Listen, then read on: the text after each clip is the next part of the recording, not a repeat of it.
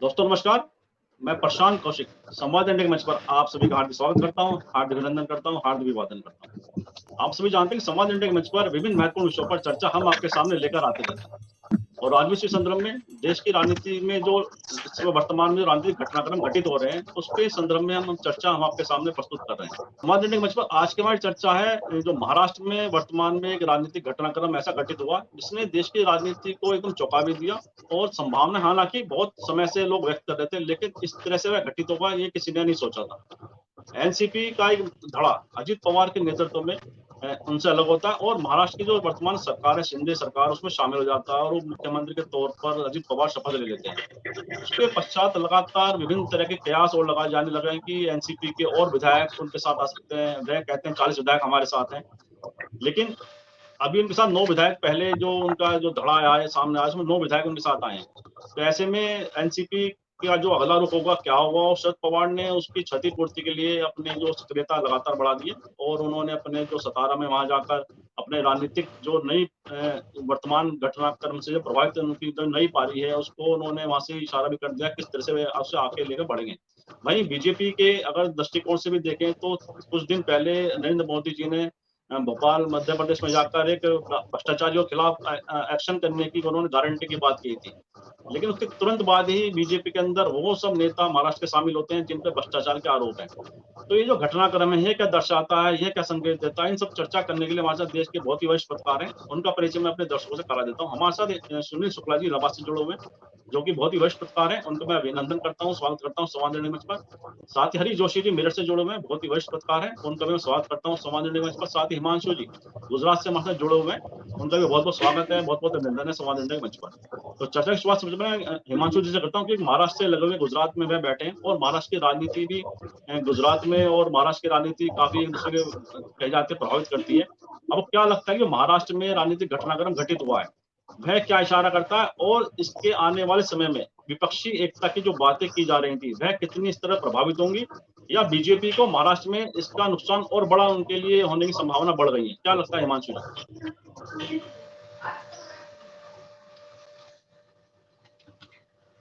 मुझे लगता है जिस तरीके से पूरा खेल हुआ है इसमें आपको एक चीज समझनी पड़ेगी कि ये जो राजनीति अब ऐसे दौर में आ चुकी है कि बातें यहाँ पे आ रही है कि अब महाराष्ट्र और उसके बाद बिहार होगा। तो जो बात आ रही थी कि एजेंसीज को लेके आप जिस तरीके से गठबंधन की राजनीति, एक फोर्स एंड फियर पॉलिटिक्स जो आप खेल रहे हैं, वो कहीं ना कहीं अभी लोगों को भी समझ आ गया है, अभी सब दिखाई दे रहा है कि उस दिशा में सब जा रहा है। और अगर आप देखें तो महाविकास अघाड़ी का जिस तरीके से गठबंधन हुआ था, महाराष्ट्र में जिस तरीके से सरकार चल रही थी, उसमें से 2.5 साल के बाद शिंदे गुट में जिस तरीके से एक विरोध का सुर हुआ, मतलब सॉरी शिवसेना गुट में जिस तरीके से शिंदे ने विरोध के सुर उठाए और वो सत्ता में आ गए, कहीं ना कहीं महाविकास अघाड़ी का जो एक जिसको बोले जो गठबंधन था वो तो था ही, सत्ता में बीजेपी भी आ गई। तो मुझे लगता है महाराष्ट्र एक पहला ऐसा राज्य है जहां पे विरोधी दल भी साथ मिलके, अब मतलब भाजपा और उसके विरोधी दल सब साथ मिलके सत्ता में है। हालांकि वो लोग भाजपा में आ गए, लेकिन उनका जो बेसिक जो डीएनए या जो भी आप बोलिए, तो अगर कहीं ना कहीं वो राजनीति ऐसी हो गई है कि मिल बांट के खाएंगे, तो इसमें कहीं मुझे राजनीति नहीं दिख रही है, मुझे बिल्कुल सत्ता के लिए भूख दिख रही है।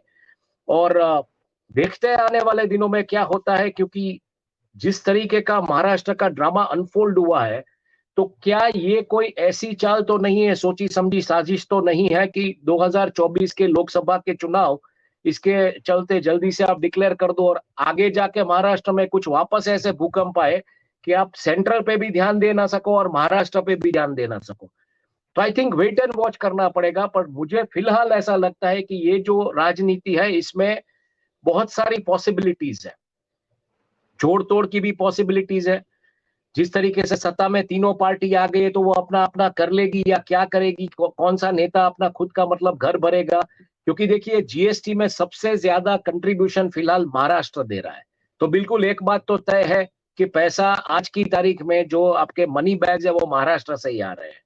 हालांकि आप अगर वेस्टर्न बेल्ट में देखेंगे तो महाराष्ट्र, कर्नाटका और गुजरात, ये 3 ऐसे राज्य है जहां से जीएसटी की सबसे ज्यादा आमदनी हो रही है। तो कर्नाटका तो आपसे हाथ से चला गया, गुजरात में आप बैठे हो, लेकिन महाराष्ट्र में अपनी पकड़ जमाए रखने के लिए आप जोड़ तोड़ की राजनीति, फोर्स एंड फियर की राजनीति लेके आ रहे हो। तो कहीं ना कहीं मुझे लग रहा है कि 2024 की जब तक डेट्स अनाउंस ना हो जाए, हमको वेट एंड वॉच करना पड़ेगा कि ये किस दिशा में सब जा रहा है।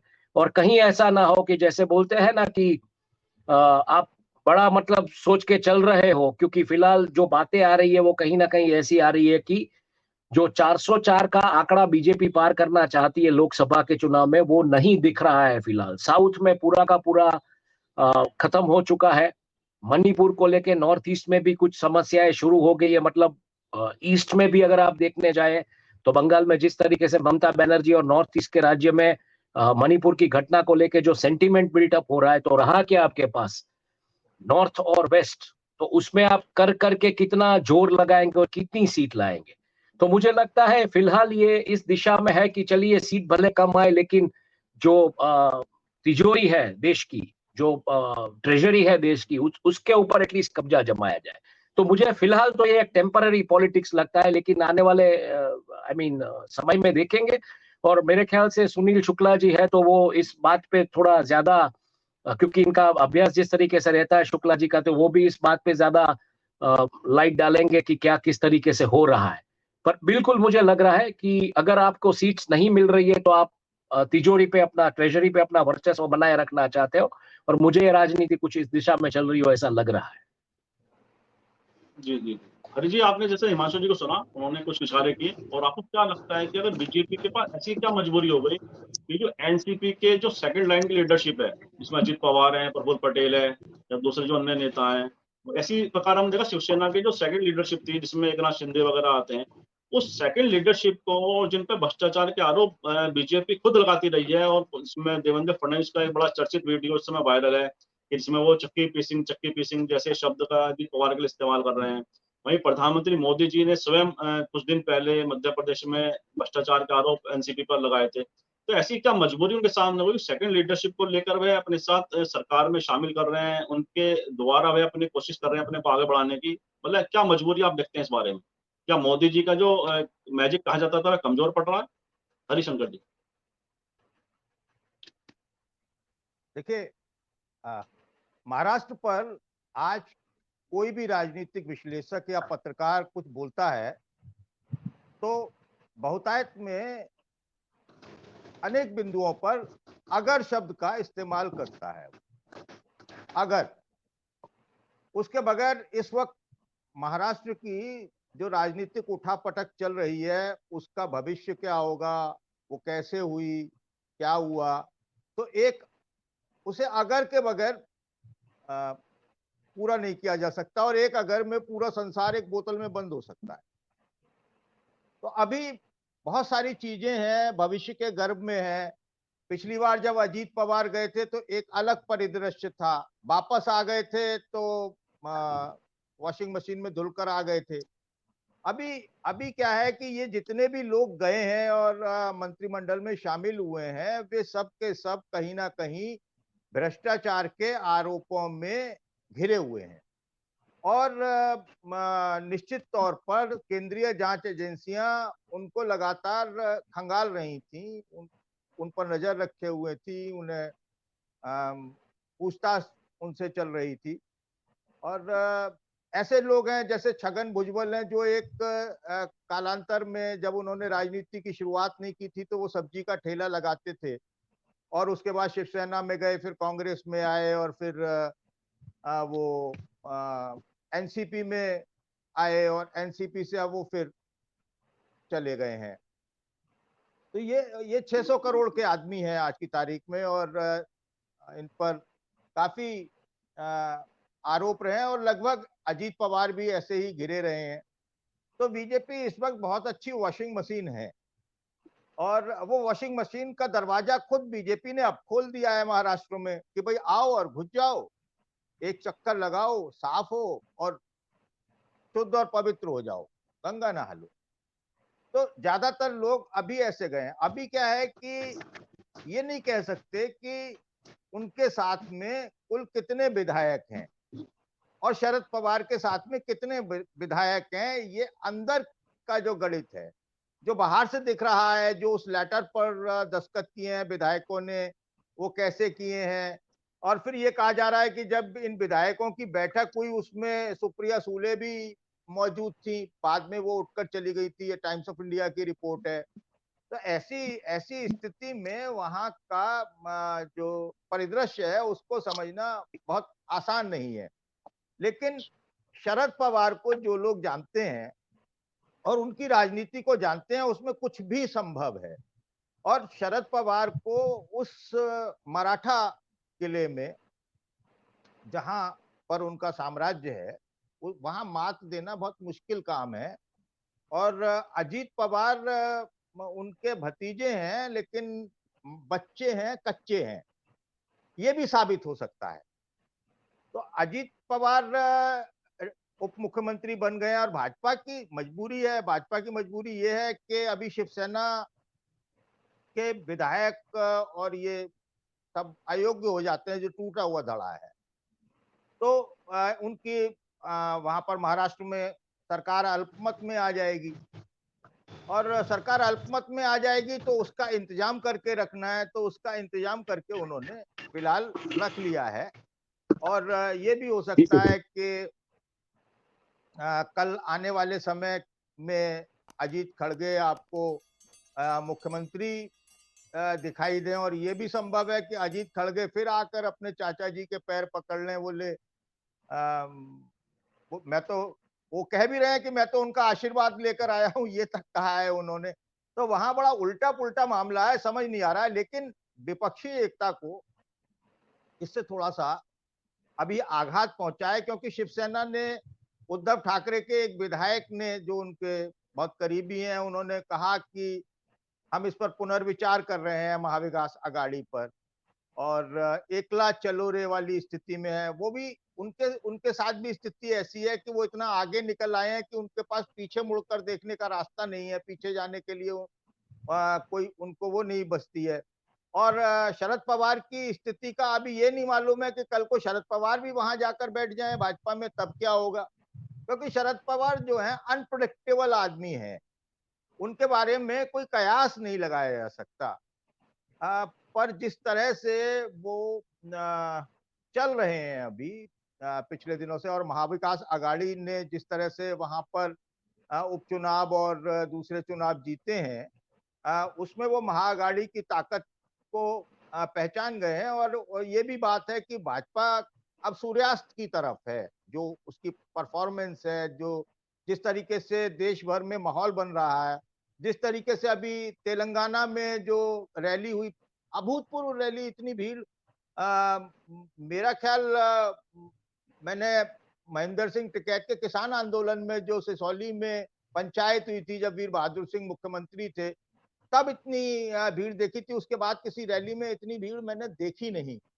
और आप देखिए, वो एक अलग तरीके का एंटी इनकम्बेंसी तो है ही, तो सूर्यास्त की तरफ है। उस सूर्यास्त की तरफ शरद पवार जैसा कुटिल और चतुर राजनीतिज्ञ रुख करेगा, इसकी भी संभावना नहीं लगती। और जो विपक्ष की साझा बैठक होने वाली थी बेंगलोर में, उसकी भी 3-4 दिन आगे डेट खिसका दी गई है।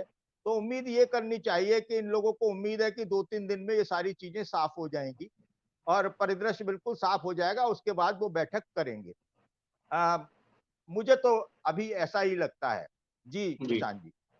जी जी जी जैसा आपने कहा कि संभावनाएं आपको जिस तरह की दिखाई देती हैं, और सुनील जी, इसी प्रश्न को लेकर आपके पास आता हूँ कि अभी अजित पवार और एकनाथ शिंदे की अगर राजनीति को देखें, तो एकनाथ शिंदे ने जहाँ बाला साहब ठाकरे की मतलब नाम पर अपनी राजनीति को आगे बढ़ाया और उद्धव ठाकरे की सरपरस्ती में अपने को आगे बढ़ाया, वैसे ही अजित पवार ने शरद पवार की सरपरस्ती में ही अभी तक राजनीति की है। तो ऐसे में दोनों के सामने अपने को साबित करने की चुनौती है। तो ऐसा, और बीजेपी के द्वारा इन दोनों पर दाव लगाना, ये क्या बीजेपी की रणनीति है कि ऐसे लोगों पर उन्होंने दाव लगाया है जो अभी तक अपने को कभी इंडिपेंडेंट साबित नहीं कर पाए हैं?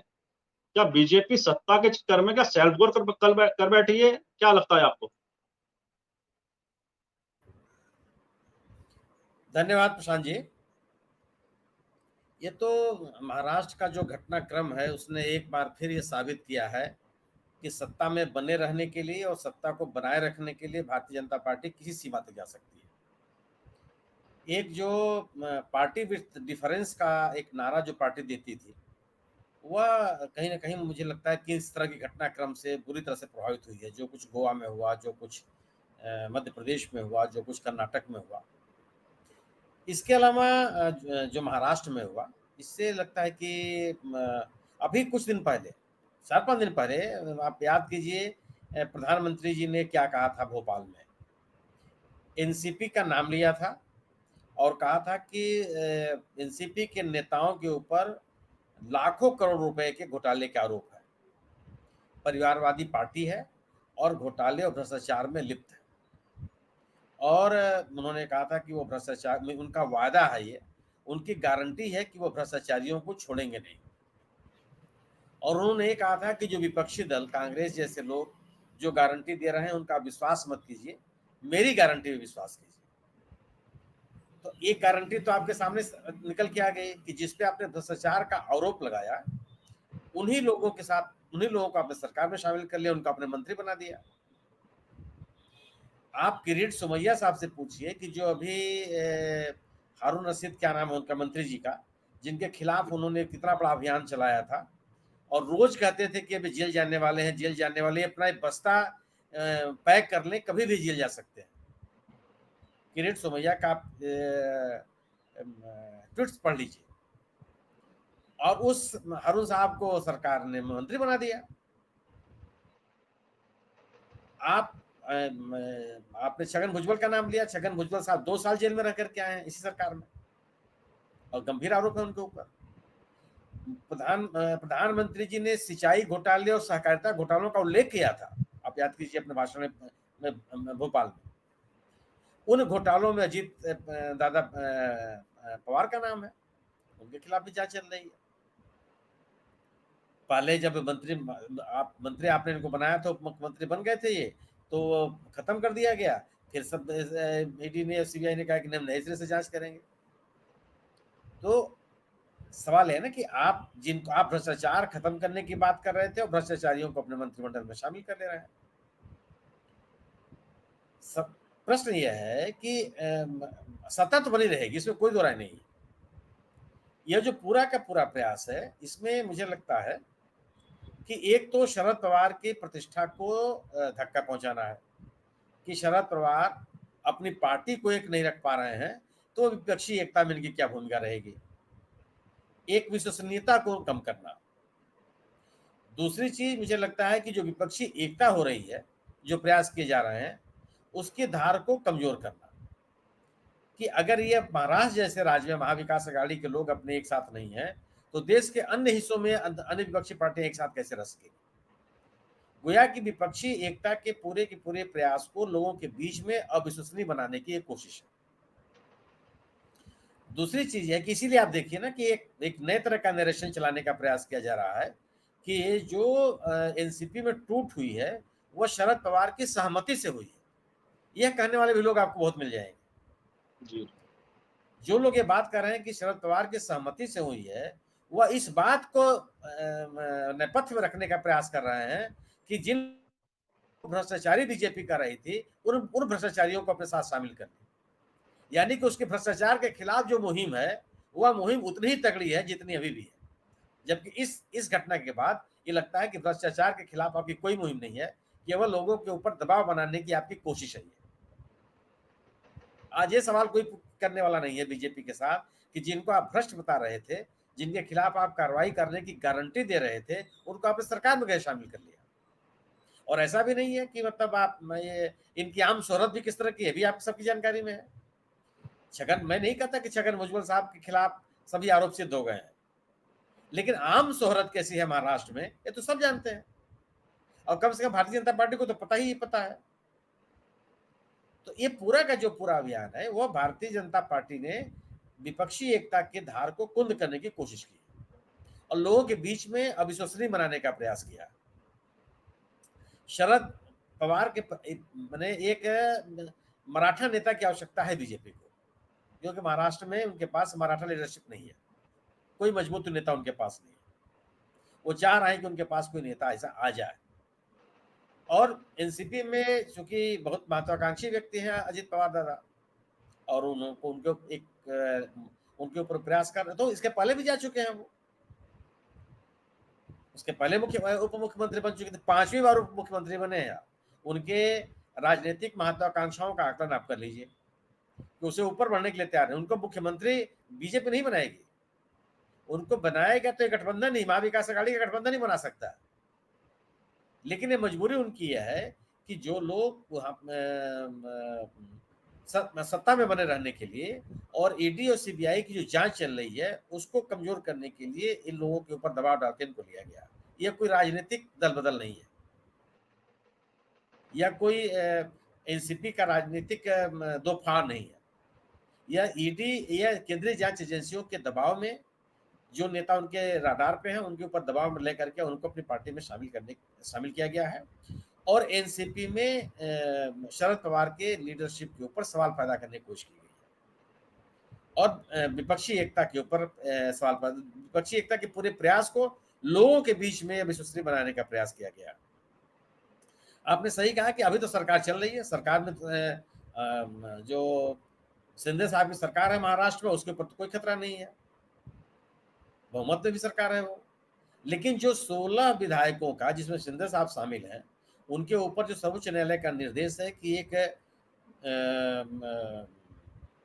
निश्चित समय अवधि के भीतर आप निर्णय लीजिए, उन्होंने विधानसभा अध्यक्ष को कहा हुआ है, उससे भी सुनवाई होने वाली है। शायद हो सकता है कि इतना लंबा समय बीत गया, विधानसभा अध्यक्ष ने कोई निर्णय नहीं लिया। हो सकता है कि जो बातें कही जा रही हैं, जिस तरह की बात कही जा रही है, उसके आधार पर संभव है कि ये जो 16 विधायक हैं उनकी सदस्यता चली जाए। उस समय ये स्थिति आ सकती है कि सरकार रहेगी कि नहीं रहेगी। लेकिन अभी तत्काल की स्थिति वो नहीं थी कि आप इतना बड़ा तोड़फोड़ करते। अभी तो केवल है कि बेंगलोर की बैठक के पहले विपक्ष की एकता के प्रयासों को धूमिल करने की यह कोशिश है। मैं इस बात को विश्वास करने में मुझे असुविधा है कि शरद पवार जी की अनुमति से लोग गए, उनको उन्होंने आशीर्वाद दिया कि चले जाइए। ये हो नहीं सकता, क्योंकि अगर सोचे कि शरद पवार ने यह अनुमति दी भी होगी तो इस अनुमति से शरद पवार को क्या मिलना है। अगर उन्होंने अपने लोगों को बीजेपी में भेज दिया तो शरद पवार को क्या लाभ होगा उससे, या एनसीपी को क्या लाभ होगा, क्या राजनीतिक लाभ होगा उन्हें। अगर आप इससे विचार, मुझे तो नहीं लगता कोई इसको लाभ होने वाला है। और शरद पवार एक ऐसे नेता हैं, अब तक की राजनीति में वो कभी भी बीजेपी के साथ नहीं गए हैं, उनकी साठगांठ बीजेपी के साथ कभी नहीं रही है, एनडीए के साथ कभी उनका तालमेल नहीं रहा राजनीतिक तौर पर, पार्टी के स्तर पर उन्होंने कभी समर्थन नहीं दिया। बार बार उनके बारे में बातें कही जाती रही। यह भी कहा जाता रहा कि मेघालय में उनकी पार्टी के लोग बीजेपी की सरकार में शामिल हो गए, तभी यह सवाल पैदा किया गया था।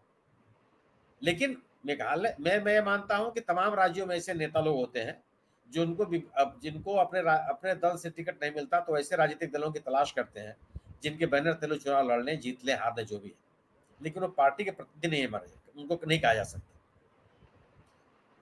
इसलिए हो सकता है कि वो लोग हों, कोई एनसीपी बनाने के लिए में भी कोई भूमिका नहीं होगी।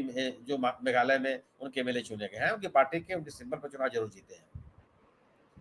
लेकिन मैं इसको स्वीकार नहीं कर सकता कि शरद पवार अपने जीवन के उस उत्तरार्ध में वो बीजेपी की राजनीति करने लगेंगे जो अब तक नहीं किए, और बीजेपी की राजनीति करेंगे तो मुझे नहीं लगता कि उनकी राजनीतिक ताकत बढ़ेगी।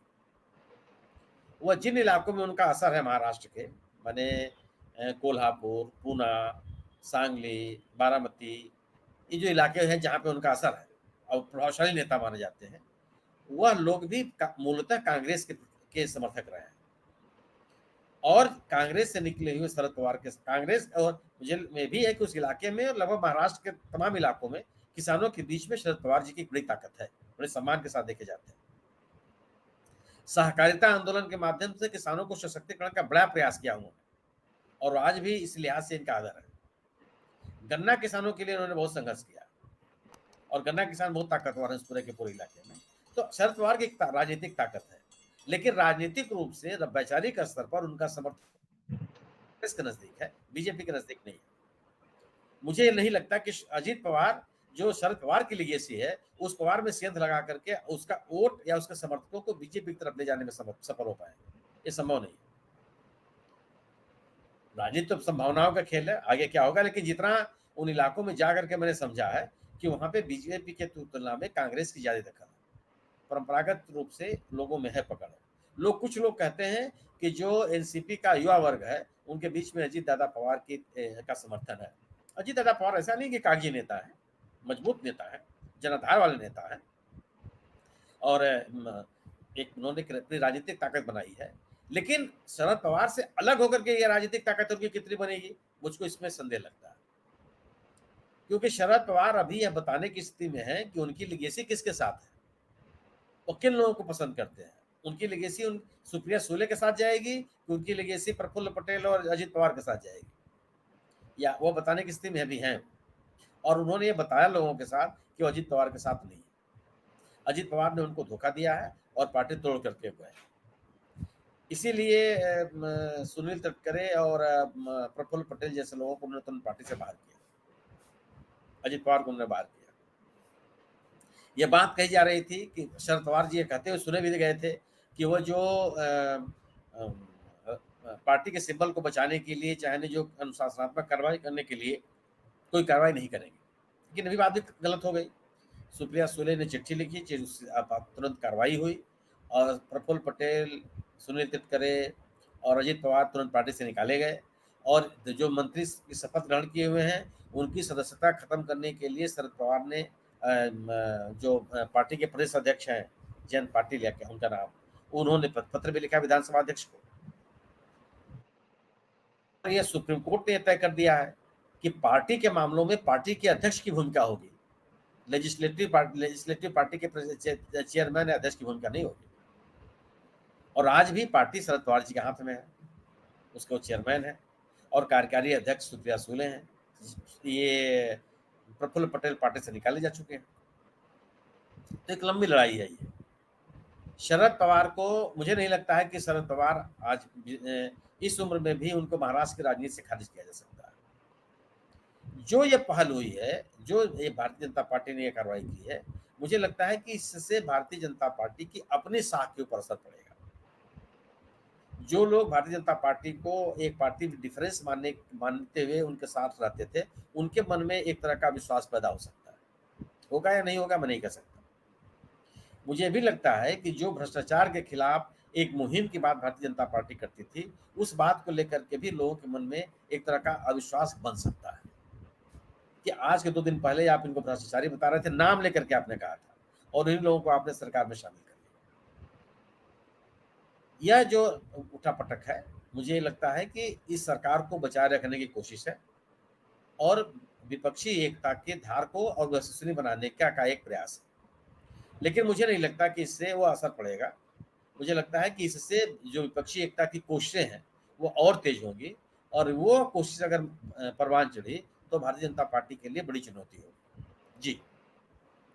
जी जी बिल्कुल ठीक कहा आपने कि आप शरद पवार की जो भूमिका है उसको लेकर तमाम तरह की बातें हो रही हैं, और लेकिन ऐसा संभावना कम है कि शरद पवार की सहमति होगी इसमें, क्योंकि कोई भी अपनी बनी इमारत को ध्वस्त करना नहीं चाहेगा। तो हिमांशु जी, आपको क्या लगता है कि आप गुजरात बिल्कुल बैठे हैं और महाराष्ट्र सटे हुए इलाके में बैठे हैं, तो महाराष्ट्र की जो मराठा राजनीति है, जो मराठा राजनीति के ऊपर बाला साहब ठाकरे ने राजनीति की शिवसेना को ले बनाई उन्होंने वहां पर, तो जब हमने देखा कि उद्धव, जब शिवसेना गुट में पार्टी विभाजन होता है, उसके बाद उद्धव ठाकरे के प्रति सिंपैथी की भावना हम देखते हैं वहां के जो उनके वोटर है, जो उनका कैडर है।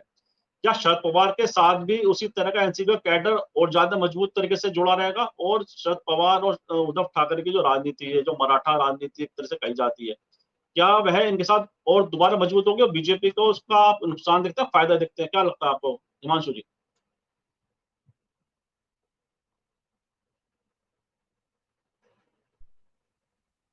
देखिए, मुझे कहीं ना कहीं ऐसा लग रहा है, जिस तरीके से महाराष्ट्र की राजनीति में जो एक जिसको बोल रहे बदलाव जिस तरीके से है, उस बदलाव के सूत्रधार, जो हाल के दिनों में जो बदलाव आया उसके सूत्रधार, मतलब महाराष्ट्र विधानसभा में बरसती बारिश में छाता लेके स्टेज पे जाके बोलना कि मराठा ना कभी दिल्ली दरबार के सामने झुका है ना कभी झुकेगा, और वो जो मराठी सेंटीमेंट एक हुआ और महाविकास आघाड़ी की सरकार हुई, तब से आप मराठा जितने भी राजनेता है उनका प्लेसमेंट हर एक पार्टी में आप देख लीजिए, चाहे वो कांग्रेस हो, चाहे बीजेपी हो, चाहे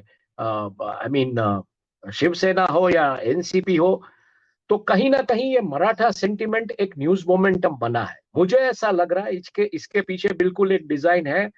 संघ कुछ काम कर रहा है, नागपुर भी कुछ काम कर रहा है, और जिस तरीके से एक जमाने में इंडस्ट्रियलिस्ट लोगों ने पहले यूपी पे बेट किया, बाद में गुजरात पे बेट किया, तो अब उनको लगता है कि मराठाओं की जो राजनीति है उनके ऊपर बेटिंग की जानी चाहिए। तो कहीं ना कहीं मुझे ऐसा लग रहा है कि 2029 2024 में क्या होगा हमको पता नहीं, लेकिन 2029 के लिए बिल्कुल एक मराठा फेस लीडरशिप के लिए तैयार किया जा रहा है। और इसकी वजह से आप ये जो क्या होना है, ये आपको ऑप्टिक्स बिल्ड करना पड़ता है राजनीति में। तो ना ये राजस्थान से हो रहा है, ना ये वेस्ट बंगाल से हो रहा है, ना ये बिहार से हो रहा है, कहीं ना कहीं उत्तर प्रदेश से हो रहा था। वो फिलहाल आपको पता है कि उत्तर प्रदेश में किस तरीके के माहौल है, उत्तर प्रदेश की राजनीति को लेके जिस तरीके का एक असमंजस का माहौल है स्टेट और सेंटर के बीच, तो वो कहीं ना कहीं अभी दिखाई नहीं दे रहा है। साउथ के अगर हम स्टेट्स की बात करें तो साउथ के स्टेट से जगन रेड्डी ने कुछ ऑप्टिक्स बिल्ड करने की कोशिश की थी, लेकिन सेंट्रल इंडिया वगैरह से कोई ऐसी खबरें नहीं आती है। महाराष्ट्र लगातार जब से महाविकास अघाड़ी की सरकार आई है तब से लगातार महाराष्ट्र ऑप्टिक्स बिल्ड कर रहा है, नए नए चेहरे ला रहा है प्लेटफॉर्म पे, नए नए पॉलिटिकल ट्विस्ट और टर्न ले रहा है।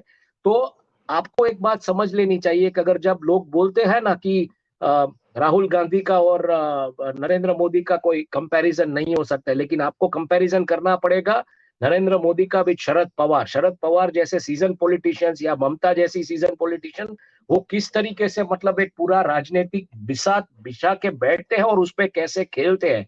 कहीं आपको लगता है वो हार रहे हैं, लेकिन उनका दाव होता है आने वाले भविष्य का। तो मैं ये देख रहा हूं, देखिए, क्योंकि आप देखिए सुप्रिया श्रीनाथ है, वो कहीं नहीं थी, अचानक सडनली आई टेलीविजन की दुनिया से, आज कांग्रेस की एक फायर ब्रांड स्पोक्स पर्सन है। उसी तरीके से आप बीजेपी में देख लीजिए, गुजरात में जो प्लेसमेंट है सीआर पाटिल का, मराठा अगेन। आप उसी तरीके से देख लीजिए civil aviation minister Jyotiraditya Scindia, again Maratha. तो मराठास का जो प्लेसमेंट नेशनल पॉलिटिक्स में हो रहा है, मुझे लगता है आने वाले दिनों में मराठा की एक राजनीति बहुत नेशनल लेवल पे बहुत बड़े पैमाने पे चलने वाली है। और इसके पीछे कहीं ना कहीं नागपुर और संघ जुड़ा हुआ है, क्योंकि जैसे कहा जाता है कि नागपुर में जिस तरीके का वर्चस्व है चित्तपावनी ब्राह्मणों का, जो आरएसएस का गढ़ है, और उसके ऊपर जिस तरीके से वो पूरी एक मतलब स्ट्रैटेजी वगैरह डिसाइड करते हैं, तो आने वाले दिनों में मैं ये जान के हैरान नहीं रहूंगा कि भले अभी जो माहौल बन रहा है जिस तरीके से, लेकिन उस माहौल में आप देखिए, मैंने जैसे कहा पहले, कांग्रेस, एनसीपी, बीजेपी, शिवसेना के जितने मराठा लीडर्स है वो आज अपनी महाराष्ट्र की राजनीति पर पकड़ जमा के बैठे हैं। और आपको क्या पता चलेगा आने वाले दिनों में कौन सा कॉर्पोरेट क्या फंडिंग लेके आ रहा है, इनके पीछे क्या राजनीति होगी। क्योंकि बीजेपी में अभी अगर आप देखेंगे तो 2, 3, 4 चेहरे ज्यादा से ज्यादा, उससे ज्यादा कुछ है नहीं। लेकिन आप मराठा लीडर्स की प्लेसमेंट देखिए, मराठा लीडर्स जिस तरीके से ऑप्टिक्स बिल्ड कर रहे हैं। किसी को पता था क्या 2 या 4 दिन पहले कि अजीत दादा इस तरीके से चले जाएंगे बीजेपी में और ये पूरा मतलब एक घमासान मच जाएगा। और उसके बाद के जो स्पेकुलेशन शुरू हुए हैं वो भी आप अगर बॉम्बे के किसी ग्रुप में है, मुंबई के किसी व्हाट्सएप ग्रुप में, तो उसमें जो स्पेकुलेशंस चल रहे हैं, पॉलिटिकल स्पेकुलेशंस, उसके ऊपर आप अगर नजर डालेंगे तो लगेगा कि कुछ है जिसमें ये एक बहुत बड़ी सोची समझी राजनीतिक चाल है, जो आने वाले दिनों में भाजपा को मतलब भाजपा की सेंट्रल लीडरशिप जो है उसको कहीं ना कहीं कनेक्ट करेगी और उसको मतलब इस दिशा में लेके जाएगी कि वो ना महाराष्ट्र के ऊपर कंट्रोल जमा पाएंगे ना सेंट्रल के ऊपर, मतलब उसको इस तरीके से डिस्टर्ब करके रख देंगे। अगर आप देखेंगे तो किरीट सोमैया एक ऐसा नाम था भारतीय जनता पार्टी का, आज कहां खो गया है। आज किरीट सोमैया का नाम कहीं दिख नहीं रहा है आपको महाराष्ट्र की पॉलिटिक्स में। मतलब ऐसा माना जाता था कि एक बहुत ही प्रॉमिसिंग लीडर है। ऐसे बहुत सारे लीडर्स जिनका नाम फिलहाल आपको दिखाई नहीं दे रहा है कहीं पे भी। तो I think wait and watch कीजिए, थोड़ा प्रभाव बन रहा है मुझे लग रहा है। और ये जिस तरीके से ऑप्टिक्स बिल्ट हो रहा है एक ही स्टेट में से, वो बहुत ही मतलब दिशा सूचक है। देखिए ऐसी ही ऑप्टिक्स बिल्टअप हो रही थी गुजरात से 2014 के पहले कि गुजरात एक मॉडल स्टेट है, ये हो रहा है, वो हो रहा है। यहाँ पे पॉलिटिकल रकस को लेके ऑप्टिक्स बिल्ट हो रही है, लेकिन जो बयान जिस तरीके से आ रहे हैं, जो बातें आ रही है, वो भारतीय जनता पार्टी को बिल्कुल चिंतित कर रही है, आप माने या ना माने। मराठा लीडर्स का प्लेसमेंट हर एक पॉलिटिकल पार्टी में, ये भी आपको समझना पड़ेगा, एक सोची समझी बिसात है। ऐसा नहीं है कि सडनली आपने किसी को बना दिया। आप ये पूरी की पूरी जो बिसात पढ़ेंगे तो महाविकास अघाड़ी की राजनीति जिस तरीके से शुरू हुई उसके बाद के ये प्लेसमेंट्स, तो बिल्कुल कोई फाइनेंशियल ताकत भी इनके पीछे है। और उनको लग रहा है कि जैसे एक मराठा कम्युनिटी का एक जो मतलब वो होता है ना वॉर सेंटिमेंट, मतलब एक वॉरियर ट्राइब है, तो उनके ऊपर अब दाव लगाया जाए। आपने बहुत सारा कर लिया, तो अब आप मराठा कम्युनिटी और मराठा सेंटिमेंट के ऊपर बेट करना चाहेंगे, क्योंकि आखिरकार जो पूरा का पूरा फाइनेंशियल कंट्रोल है वो एक स्टेट के ऊपर है, पूरे भारत का। अगर आप बोलते हैं फाइनेंशियल कैपिटल मुंबई है, पॉलिटिकल कैपिटल दिल्ली है, तो ये बात तय है। और उसके ऊपर पकड़ जिस तरीके से जमाना शुरू हुई है लोगों की, तो मुझे लग रहा है ये बिल्कुल ही एक मराठा सेंटिमेंट ट्रिगर हो रहा है। 2019-29 के लिए शायद तैयारियां हो रही है और उस दिशा में ये सब जा सकता है। ऐसा मैं मतलब ऐसी फिलहाल, हालांकि पॉलिटिक्स जो है वो पूरा स्पेक्यूलेशंस पे आधारित है, किसी को पता नहीं था अजीत दादा इस तरीके से ज्वाइन करेंगे या होगा या कुछ बातें होगी। अभी कल क्या होगा, कल मतलब आप स्पीकर सडनली किसी को बर्खास्त कर देंगे, दूसरे जो नेता उनको डिस्क्वालीफाई कर देंगे, फिर से फ्लोर टेस्ट होगा, एनसीपी वाले वापस चले जाएंगे, ये सब पॉसिबिलिटीज है। तो अगर ये होता है मान लीजिए, तो मुझे लगता है कि कांग्रेस बीजेपी ना, क्योंकि देखिए कांग्रेस को इसमें कुछ नुकसान नहीं है, पर जो है बीजेपी को है। बीजेपी को सेंट्रल में भी लीडरशिप अपनी कंट्रोल करनी है और जो फाइनेंशियल कैपिटल है वहां पे भी अभी जो कंट्रोल जमाया है वो जमाए इसलिए रखना पड़ेगा क्योंकि एक आईटी ड्रिवन स्टेट जो है वो आपके हाथ से चला गया है, कर्नाटका जो एक रेवेन्यू चर्निंग स्टेट था। साउथ में आपका मतलब मान लीजिए कि कुछ है ही नहीं। तो ऐसे माहौल में जो आपके वेस्ट के दो स्टेट्स है, गुजरात और महाराष्ट्र, उसके ऊपर आपको पकड़ जमाई रखनी पड़ेगी। राजस्थान देखते आने वाले दिनों में क्या होगा। मध्य प्रदेश में जिस तरीके से खबरें आ रही है तो वहां पे भी कुछ आसार बिल्कुल अच्छे नहीं दिख रहे हैं। तो ऐसे माहौल में अगर ये मान लीजिए कि अगले 6 महीने में कुछ ऐसी चीजें आती है सामने, कुछ ऐसे पॉलिटिकल इक्वेशन सामने आते हैं, तो मुझे लगता है बीजेपी बिल्कुल डिस्टर्ब हो जाएगी सेंट्रल लेवल पे और जहां जहां पे वो सत्ता में है। गुजरात भूल जाइए, गुजरात में तो 156 सीटें, लेकिन महाराष्ट्र जहां पे ये गठबंधन की राजनीति, जोड़ तोड़ की राजनीति पे बैठे हैं, वो डिस्टर्ब हो सकती है। तो वेट एंड वॉच कीजिए जैसे मैंने पहले कहा था, लेकिन मुझे बिल्कुल लग रहा है कि मराठा सेंटिमेंट ट्रिगर हो चुका है और 2029 के लिए ये तैयारी हो रही है। कौन सा चेहरा महाराष्ट्र से आएगा यही देखना है। जी जी, मराठा सेंटिमेंट्स की आपने बात की। हरीश जोशी जी, आपको क्या लगता है कि वर्तमान की राजनीति को अगर देखें, तमाम तरह के भ्रष्टाचार के आरोप भी बीजेपी लगाती है विभिन्न पार्टियों के नेताओं पर, फिर उन्हें शामिल भी अपने पार्टी में कर लेती है।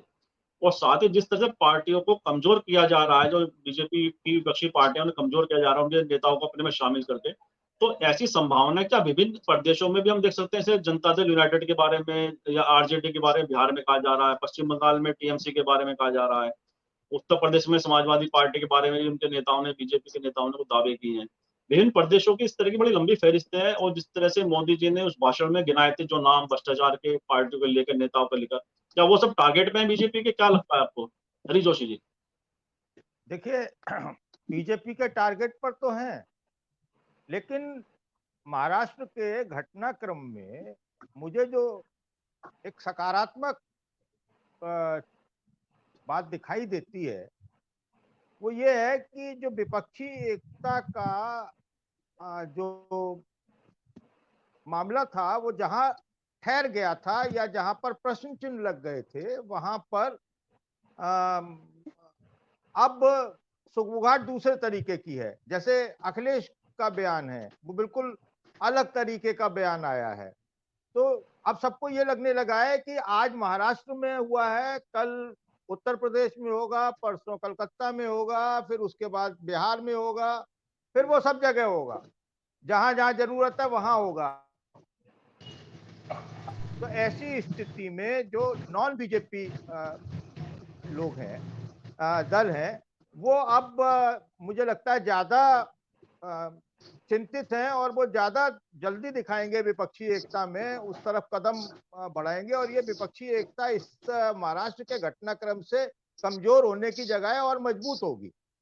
और जहां तक महाराष्ट्र में जो घटनाक्रम हुआ है उसमें भारतीय जनता पार्टी की साख गिरी है आम आदमी के बीच में, पूरे देश भर में, न केवल महाराष्ट्र में बल्कि पूरे देश भर में उसकी साख गिरी है।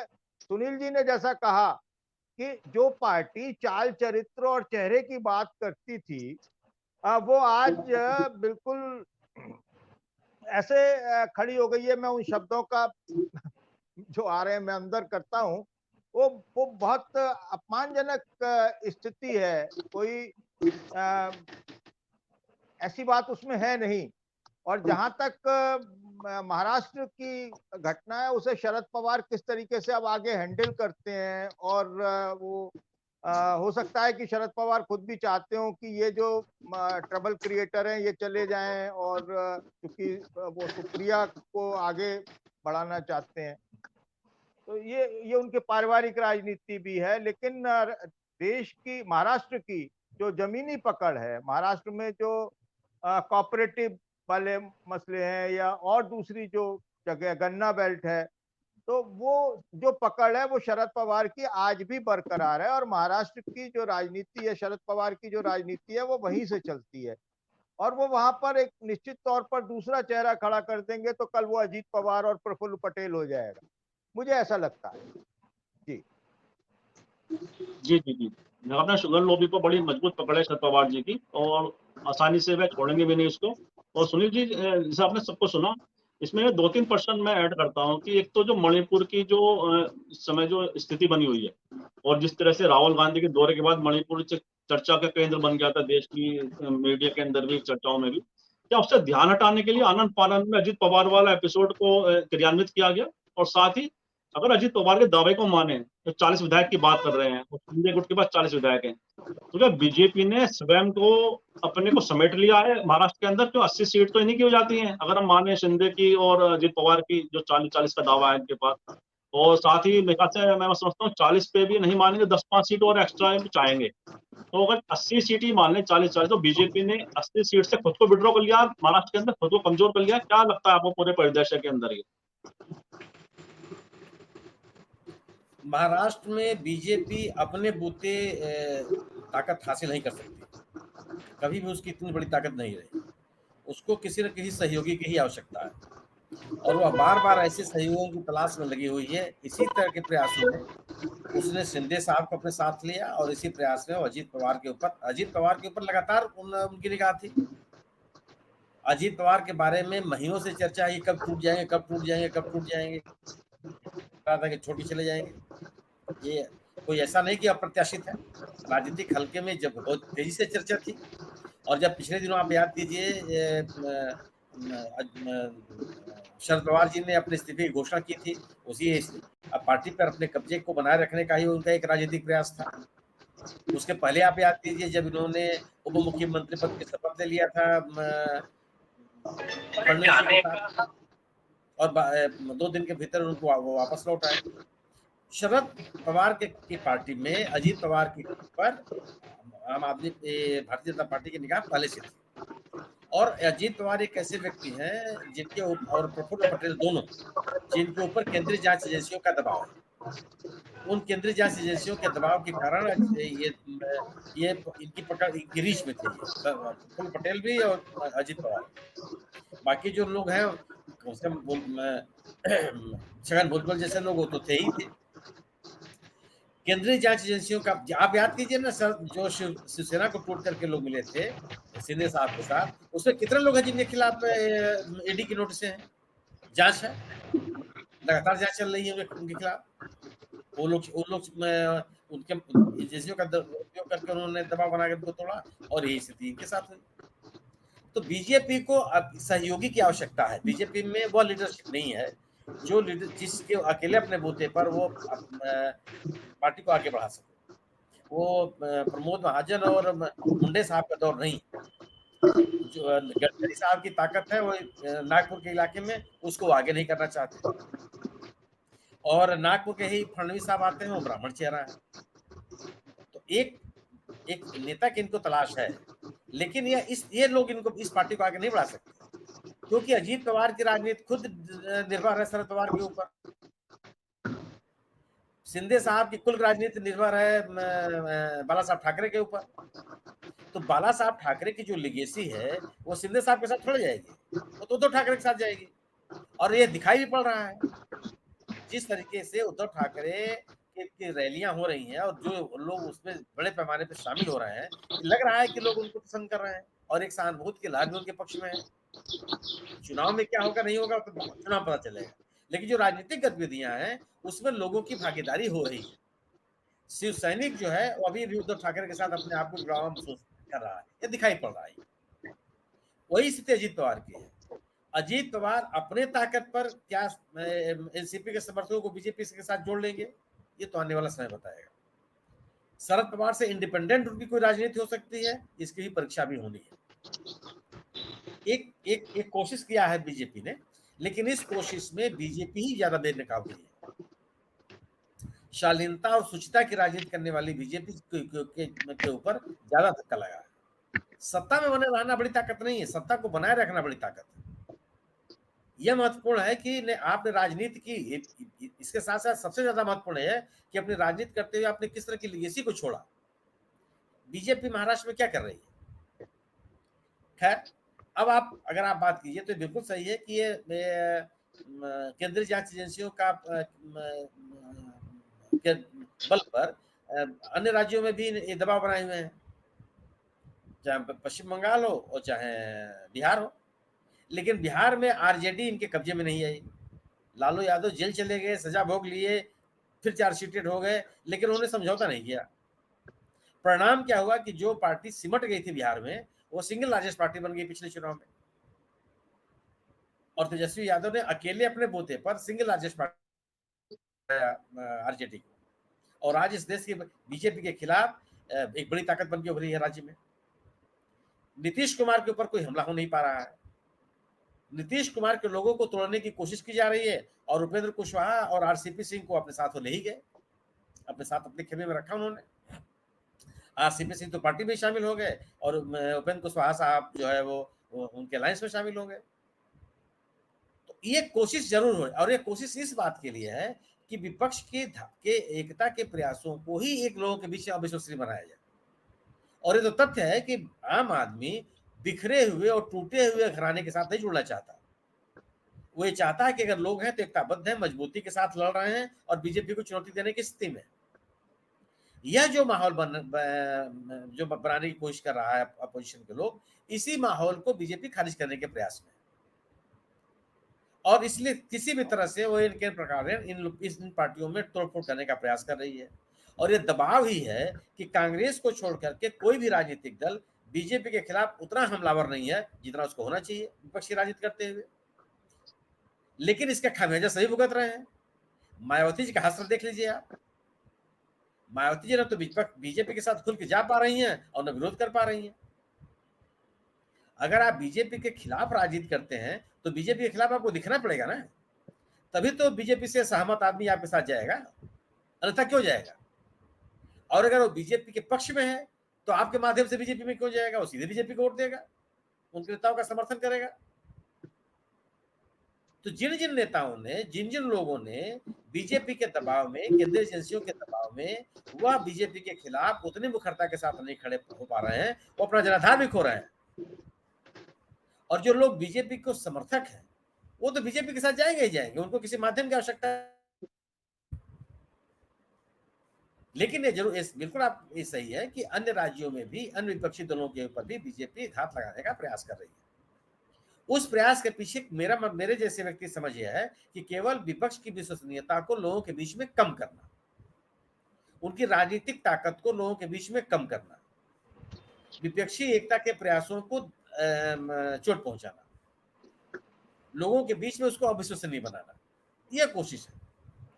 अजीत पवार के आने से बीजेपी को कितनी राजनीतिक ताकत मिल जाएगी मध्य प्रदेश, महाराष्ट्र में, ये अभी आगे वाला दिन बताएगा। मुझे नहीं लगता कि वो ताकत जो मिल पाएगी, जो एक ऐसा नेता जिसकी अपनी ताकत हो, अपने बूते राजनीति करता हो, उससे तो मिल जाएगी।